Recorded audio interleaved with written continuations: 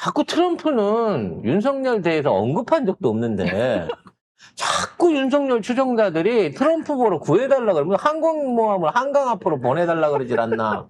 무슨 CIA를 동원해갖고 구출을 해달라고 얘기를 하질 않나. 둘이 뭐 친해?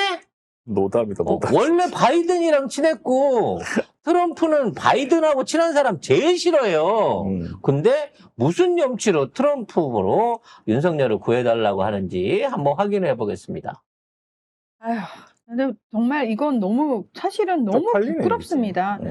그러니까 주권국가에서 나올 소리가 아닌데 지금 주권국가에서 계속 이 간첩들이야. 예, 이런 소리를 하고 있는 게 너무 부끄러운데요. 프레드 플라이트라는 사람이 있습니다. 이 사람이 트럼프 1기 때 백악관 국가안보회의 비서실장을 지낸 인물이고요. 지금은 트럼프 싱크탱크죠. 미국 우선주의 정책연구소 부소장으로 있습니다. 자, 근데 심평 변호사가 일부 언론 보도를 인용해서 플라이트 부소장이 윤 전 대통령에게 부당한 대우를 계속할 경우 좌시하지 않을 것이란 취지로 발언했다. 라고 이야기를 했는데요. 그래서 JTBC가 물어봤대요. 이메일 인터뷰를 했대요. 그랬더니 나는 윤 전 대통령이 부당한 대우를 받고 있다고 말한 적이 없다. 그러니까 자신이 윤석열의 현재 상황에 대해서 알거나 판단을 가지고 말한 게 아니라고 이야기를 했습니다. 예. 이 사람이 한 얘기는 하도 이제 한국에서 국회의원들 찾아오고 물어봤었고 하니까 뭐 공정하게 재판 받아야죠. 라고 얘기를 한 것뿐이라는 거야. 원론적인 이야기잖아요. 언론이잖아. 그럼 재판을 공정하게 해야지. 봐주면서 하면 되겠어? 사실 지금 공정하지도 않아요. 지기현 같은 놈이 하고 있기 때문에. 그래서 실제 트럼프 정부 인사들이 한국의 상황에 대해서 어떤 인식을 가지고 있는지도 물어봤대요. 그랬더니 나는 트럼프 행정부의 입장을 대변하지 않고 그냥 개인적인 의견을 가지고 얘기하는 거야 라고 이야기를 했다는 겁니다. 그러니까 지금 보면은 심평 변호사가 인용했다는 것도 다 이 찍들 저희들 뉴스거든요. 내가 가짜 뉴스를 생산해놓고 그 안에서 그걸 갖고 다시 재생산을 해놓고 와 신기하다 그러는 거지. 그래서 그 심평이 이제 그랬을 거 아니에요. 야 프라이츠가 이거 문제 있다 그랬다며. 제가요? 난 네가 그렇게 얘기해갖고 나도 그렇게 얘기한 건데. 서로. 저는 프라이츠가 누군지 모르고 쓴 건데요. 지금 이 상황에 도래를 하고 있는 거예요. 참 쪽팔리는 짓이다 진짜. 그리고 트럼프가 얼마나 자기 계산이 밝은 놈인데 건져 먹을 거 없는 윤석열을 뭐하러 관심을 가지고 윤석열에 대해서 뭘 해주겠습니까? 이제 사형당할 건데 뭐? 게다가 윤석열, 김건희가 지금 마약하고 연결이 돼 있다는 정황이 나오고 있지 않습니까? 트럼프는 마약, 술 이런 거에 대해서 아주 경기를 일으킬 정도로 싫어합니다. 그래서 그런 것과 연관돼 있는 그런 의혹을 받는 쪽과 연관이 된다는 것조차도 싫어할 겁니다. 그리고 제일 중요한 게 바이든을 너무 싫어하잖아. 맞아. 근데 얘가 바이든 앞에서는 너무 알랑방구를 끼고 심지어 대선 기간 중에도 바이든 쪽에만 올인하고 그쪽 인사들만 만나고 그랬기 때문에 내가 트럼프에서 이 새끼 봐라.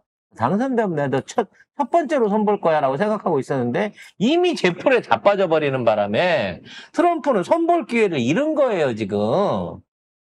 그렇기 때문에 요따위 소리 다 지들끼리 돌리는 내피셜일 뿐이라는 거죠. 이집들끼리 가짜뉴스 해가지고 자기들이 막 얘기하다가 실제로 현실에 나오면 이렇게 되는 거예요. 이게 늘 같은 패턴이야. 쟤네들끼리 막 가짜뉴스 아무 얘기나 하다가 밖에 나와서 진짜 확인해보면 그런 거 없는데? 아니 10만 톤짜리 항공모함이 용산 앞에까지 어떻게 올라오냐고. 인천항에서 아라뱃길을 거슬러서 그게 10만 톤짜리가 오겠니? 그래서 잘하고 있다 이직들 열심히 계속 하시라. 여기 가짜뉴스 계속 퍼뜨리고 혼자 스스로 계속 그렇게 하시라. 그래서 쟤네들이 이제 가장 큰 주장은 그거예요. 이번 선거가 중국에 의해서 사이버전으로 개입이 됐기 때문에 아직 아무 증거도 없어. 중국이 우리나라 해킹했다는 아무 증거가 없는데 선관위 서버가 중국에 해킹됐다는 거야. 이 논리에서 출발을 하다 보니까 해킹은 중대한 사이버 범죄고 동맹인 미국은 반드시 여기에 말하자면 그 가담을 할 수밖에 없는 상황이기 때문에 결국은 주한미군이 윤석열을 구치소에서 구해낸다라고 하는 이런 쌈박한 시나리오가 나오는 거죠. 윤석열 정부에서 선거를 치른 거잖아. 그러면은 윤석열 정부가 중국 정부한테 해킹당할 정도로 무능했다라는 거로 귀결이 되는 거잖아요. 자, 아, 근데 진짜 되려 너무 이제 트럼프는 한국보다도 김정은하고 다시 만날 생각에 부풀어 있는 것 같아요. 그런데 북한의 비핵화에 대한 얘기를 해야 된다라는 주장이 계속 올라오고 있습니다. 이 얘기는 공식적으로 미 정부가 아직 출격이 되기 전에 북한 정부하고의 대화의 물꼬를 트려는 노력이다라고 하는 추측이 나오고 있습니다.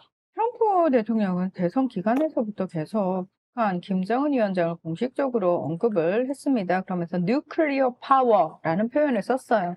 마크 루비오 국무장관도 그 표현을 썼고 그 표현 자체가 사실은 북한을 핵 보유국으로 인정을 하는 건데 그러면 공식적으로 우리 정부 쪽, 우리 극우 쪽이나 강경 보수 쪽이 계속 물어봐요. 그럼 북한의 핵을 인정하자는 거냐? 그러면 미국 정부는 원론적인 대답을 합니다. 우리 정부의 북한 비핵화 의지는 변한 적이 한 번도 없다라는 얘기를 합니다. 근데 그거는 말 그대로 원론적인 얘기일 뿐입니다. 자, 그런데 김여정 노동당 부부장이 담화를 발표하면서 무슨 내용을 거기다 포함을 시켰냐면은 2025년은 2018년이나 2019년이 아니다. 우리의 핵 보유국 지위를 부정하려는 그 어떤 시도도 철저히 배격하겠다. 이렇게 얘기를 했습니다. 그러니까 다시 말해서 북한은 야, 우리 옛날에 북한 아니거든. 지금 이미 핵무기 최대 50기가 있다라는 얘기까지 나오고 있는 상황이거든요. 그리고 전술 저기도 있잖아.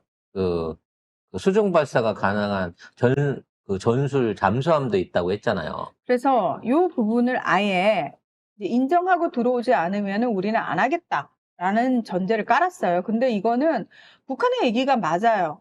왜냐하면은 트럼프 대통령 입장에서도 뉴클리어 파워라는 단어를 굉장히 여러 번 썼을 뿐만 아니라 이거는 현실적으로 인정하고 들어가야 되는 부분이고 중요한 건 트럼프가 어쨌든 1기 때 뒤통수를 친 건 트럼프 쪽이거든요. 그리고 지금은 북한 입장에서 그렇게 그때만큼 절실하지가 않아요. 미국과의 대화가. 왜? 러시아와 엄청 끈끈해졌기 때문에 우회할 수 있는 방법들을 찾았기 때문에 북한은 그때와는 입장이 달라졌다라는 겁니다. 그렇기 때문에 지금 김여정 부부장의 요구가 황당하거나 말도 안 되는 소리 아니라는 겁니다. 북한이 충분히 협상 카드로 내걸만 하다라는 게 전문가들의 얘기입니다. 저는 극우의 논리가 웃기는 게 뭐냐면 북한이 핵을 가졌다는 걸 인정하란 말이냐? 지금 핵 보유기라는 걸 인정할 수 없다라고 지들이 주장을 해요. 그러면서 뭐라 그러냐면 북한은 핵이 있으니까 우리도 핵무장을 해야 된다고 얘기를 합니다. 있다는 거야, 없다는 거야. 북한이 핵이 있다는 걸 인정할 수 없지만 있다는 거를 인정하는 순간 우리도 핵무장을 해야 된다. 이런 개 같은 논리를 펼치고 있는 거야. 논리입니까? 궤변이지. 아니, 걔네들이 무슨 논리가 있어. 논리가 없는 그러니까 거야. 이런 머리가 없어. 이 논리 없는 생각으로 이 얘기를 해가면 그럼 북한이랑 우리랑 같이 똑같이 핵무장을 해서 끌어가자는 얘기가 되는 것밖에 안 되잖아.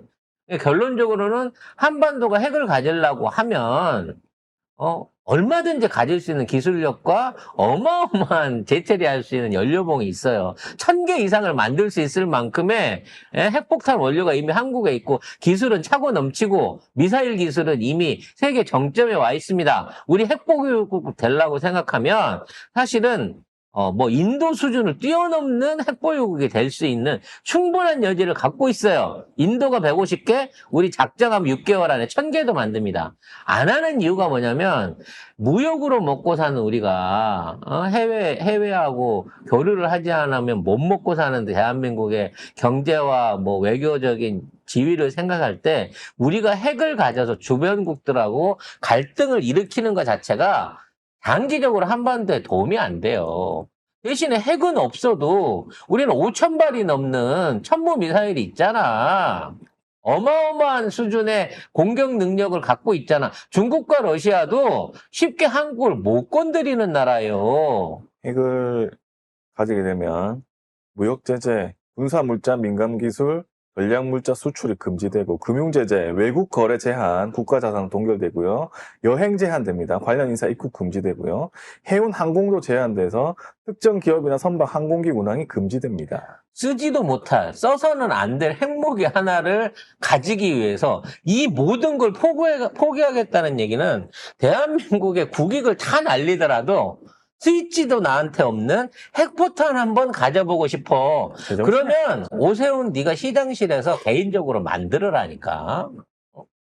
아무튼 이런 미친 짓이 없어지기 위해서는 우리도 노력을 해야 되겠지만 주변국들의 지원과 어떤 그 도움이 필요합니다. 이거를 활용해낼 수 있는 또 이런 와중에 외교적인 팁을 찾아낼 수 있는 이재명 정부 되기 바라요. 근데 기레기들이 미국을 종북이라고 해야지. 그렇지. 기획과 대화하자고 미국이 북한한테 얘기를 하고 있잖아. 그럼 종북 빨갱이 아니야, 미국이. 그래서 지금 뭐 북한 입장에서는 지난번은 문재인 대통령을 중간에 세워갖고 하다가 뒤통수를 맞았으니까 이번에는 직접 하겠다는 거예요. 그렇죠. 그래서 김여정이 뭐 갈 수도 있다. 미국에 방문할 수도 있다.